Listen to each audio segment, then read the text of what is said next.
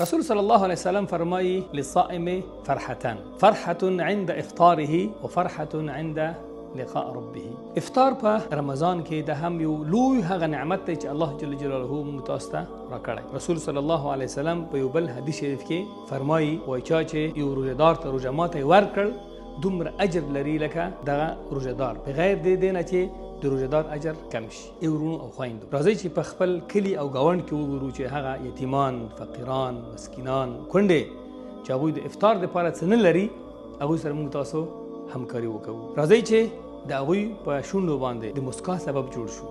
راځئ چې د هغوی سره خپل شروعات لږ عبور زیاتې کړو، یو څه هغوی ته ورولېږو. د رمضان یو مهم هدف د اهداف نه دغه دی چې د هغه لوږو انسانانو چې هغه وږي دي د هغوی احساس هم موږ خپل ځان کې پیدا کړو. هیله کوم چې د نورو مسلمانانو د روژه ماتي لپاره موږ تاسو سبب شو.